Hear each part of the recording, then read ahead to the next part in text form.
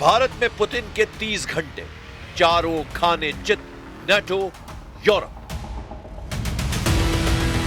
भारत में प्रधानमंत्री नरेंद्र मोदी के साथ राष्ट्रपति व्लादिमीर पुतिन की बॉडी लैंग्वेज साफ दिख रही है।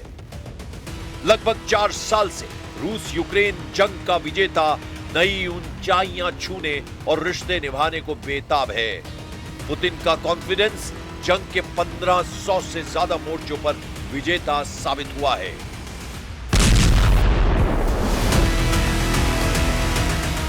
युद्ध के चरम वक्त में भारत दौरे के वक्त जिस तरह से यूरोप और नाटो ने पुतिन के खिलाफ मोर्चा खोला है, उससे ये साबित होता है कि अब रूस दुनिया का सबसे सुपर पावर देश बनने जा रहा है।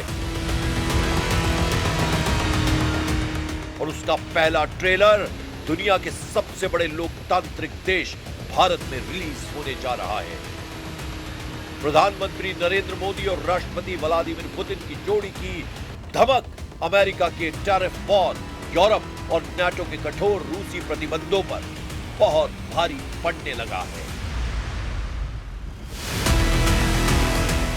हम आपको 3 तस्वीरों के जरिए भारत से रूस तक और रूस से यूक्रेन तक और यूक्रेन से अमेरिका और नाटो देशों तक उन कूटनीतिक, रणनीतिक, राजनीतिक मोर्चों के समीकरणों को दिखा रहे हैं जो आने वाले दिनों में न्यू वर्ल्ड ऑर्डर में मील का पत्थर साबित होने जा रहा है। राष्ट्रपति व्लादिमीर पुतिन लगभग 30 घंटे के दौरे पर भारत आ चुके हैं।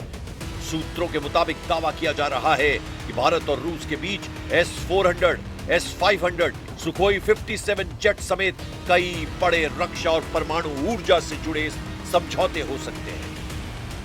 भारत में पुतिन के 30 घंटे के दौरे से सबसे ज्यादा नाटो और यूरोपीय देश बौखलाए हुए हैं।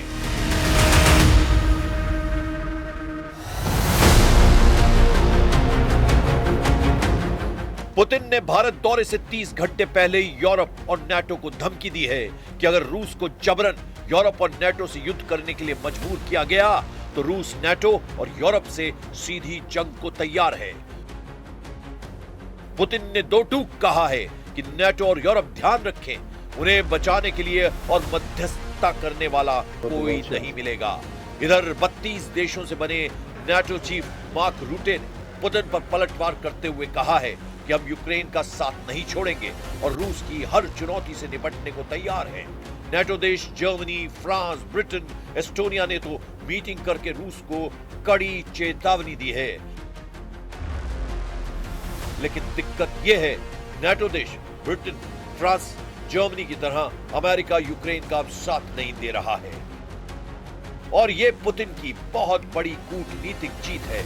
लगभग 30 घंटे पहले राष्ट्रपति व्लादिमीर पुतिन से अमेरिकी दूत स्टीव विटकॉफ और अमेरिकी राष्ट्रपति ट्रंप के दामाद जेरेड कुशनर यूक्रेन में युद्ध विराम को लेकर 5 घंटे तक मैराथन बातचीत कर चुके हैं। खुद राष्ट्रपति डोनाल्ड ट्रंप ने मीडिया के सामने बयान दिया है कि पुतिन युद्ध विराम को लेकर तैयार हैं। कुछ मुद्दों को सुलझाना बाकी है। वहीं दूसरी तरफ रूसी सेना ने लगभग 30 घंटे पहले ही यूक्रेन के पोक्रोवस्क पर पूर्ण नियंत्रण के दावे किए हैं। हालांकि यूक्रेन का दावा है पोक्रोवस्क शहर का उत्तरी इलाका अभी भी उसके कब्जे में है और वहां पर लड़ाई जारी है।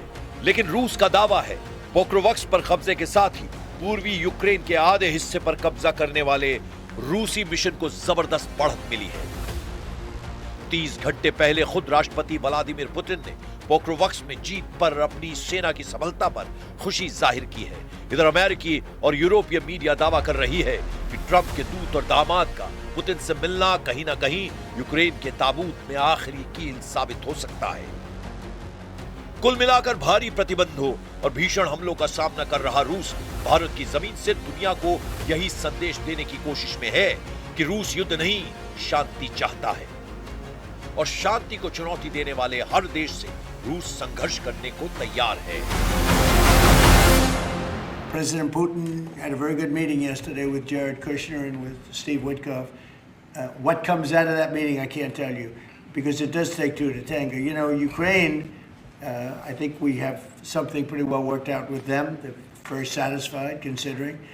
But the sad part is if our president, no war would have ever happened. They would have had 100% of their territory. Nothing would have happened. It's a very sad situation.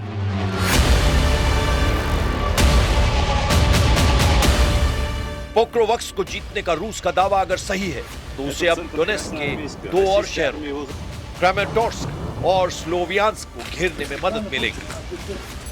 इन शहरों पर कब्जे के बाद रूसी सेना डोनेट्स्क प्रांत की ज्यादातर भूमि पर कब्जा कर लेगी। पड़ोसी लुहांस्क प्रांत के ज्यादातर इलाकों पर रूस का पहले ही कब्जा हो चुका है। रूसी रक्षा मंत्रालय के मुताबिक रूसी सेना ने यूक्रेन के दक्षिण पूर्वी ज़पोरोजिया क्षेत्र के चेवॉर्न गांव पर नियंत्रण कर लिया है। वहीं यूक्रेन की GUR सैन्य खुफिया एजेंसी के एक सूत्र ने रॉयटर्स समाचार एजेंसी को यह पुष्टि भी की है कि उसने रूस के मध्य ताम्बोव क्षेत्र में स्थित ड्रुजबा तेल पाइपलाइन पर भी हमला किया है, जो हंगरी और स्लोवाकिया को रूसी तेल की आपूर्ति करती है। इधर नाटो प्रमुख मार्क रूटे ने एक बार फिर से व्लादिमीर पुतिन को चेतावनी दी है और कहा है कि रूसी राष्ट्रपति और अमेरिकी विशेष दूत स्टीव विटकॉफ के बीच बातचीत किसी समझौते पर पहुंचने में दिक्कत रहने के बाद हम कहीं नहीं जा रहे हैं। रूटे ने ब्रसेल्स में नाटो की एक बैठक में रूस के तेजी से बढ़ते हमलों के खिलाफ चेतावनी दी है। मार्क रूटे ने सहयोगियों से अपने सकल घरेलू उत्पाद का कम से कम 5% रक्षा खर्च में लगाने का आग्रह किया है। रूटे ने कहा है, पुतिन को लगता है कि वो हमसे ज्यादा समय तक टिक सकते हैं।